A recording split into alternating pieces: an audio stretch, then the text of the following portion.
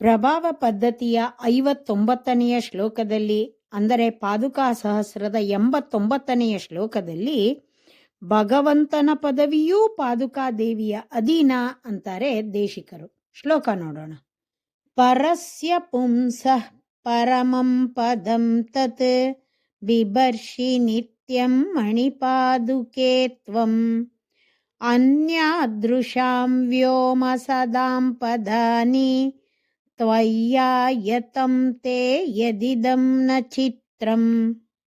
ಮಣಿಪಾದುಕೆ, ಮಣಿಗಳಿಂದ ಕೂಡಿದ ಪಾದುಕೆಯೇ, ತ್ವಂ ನೀನು, ಪರಸ್ಯ ಪುಂಸಃ ಪರಮಪುರುಷನಾದ ಭಗವಂತನ, ತತ್ ಪರಮಂ ಪ್ರಸಿದ್ಧವಾದ ಶ್ರೇಷ್ಠವಾದ, ಪದಂ ಪಾದವನ್ನ ಅಥವಾ ಪಟ್ಟವನ್ನ, ನಿತ್ಯಂ ಯಾವಾಗಲೂ, ಬಿಭರ್ಷಿ ಧರಿಸುತ್ತೀಯೇ, ಅನ್ಯಾದೃಶಾಂ ಬೇರೆಯದಾದ, ವ್ಯೋಮ ಸದಾಂ ದೇವತೆಗಳ, ಪದಾನಿ ಪದವಿಗಳು, ತ್ವಯಿ ಆಯತಂತೆ ನಿನ್ನ ಅಧೀನವಾಗಿರುವುದು, ಇತಿ ಯತ್ ಎನ್ನುವುದು ಯಾವುದುಂಟೋ, ಇದಂ ಇದು, ನ ಚಿತ್ರಂ ಆಶ್ಚರ್ಯವೇನಲ್ಲ.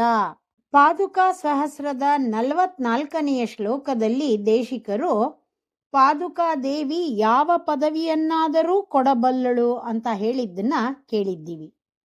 ಅವಳನ್ನ ತಮ್ಮ ತಲೆಯಲ್ಲಿ ಧರಿಸುವವರು ಶಿವ ಪದವಿಯನ್ನಾದರೂ ಬ್ರಹ್ಮ ಪದವಿಯನ್ನಾದರೂ ಪಡೆಯಬಲ್ಲರು ಅಂತ ಹೇಳಿದ್ದಾರೆ. ಹಾಗೆ 45ನೇ ಶ್ಲೋಕದಲ್ಲಿ ದೇವತೆಗಳಷ್ಟೇ ಅಲ್ಲ, ಮನುಷ್ಯರೂ ಕೂಡ ಪಾದುಕಾ ದೇವಿಯನ್ನ ತಮ್ಮ ತಲೆಯಲ್ಲಿ ಧರಿಸುವುದರಿಂದ ಬಯಸಿದ್ದನ್ನ ಪಡೆಯಬಹುದು ಅಂತ ಹೇಳಿದ್ದಾರೆ. ಬ್ರಹ್ಮ, ಶಿವ ಹಾಗೂ ಎಲ್ಲಾ ದೇವತೆಗಳ ಪದವಿಯೂ ಪಾದುಕಾ ದೇವಿಯ ಅಧೀನ. ಅವಳು ಯಾರಿಗೆ ಅದನ್ನು ಕೊಡುತ್ತಾಳೋ ಅವರು ಆ ಪದವಿ ಪಡೆಯುತ್ತಾರೆ ಅಂತ ಹೇಳಿದ್ದನ್ನ ನೋಡಿದ್ದೀವಿ. ಈಗ ಸಾಕ್ಷಾತ್ ಭಗವಂತನ ಪದವಿಯೂ ಪಾದುಕಾ ದೇವಿಯ ಅಧೀನ ಅಂತ ಹೇಳ್ತಿದ್ದಾರೆ.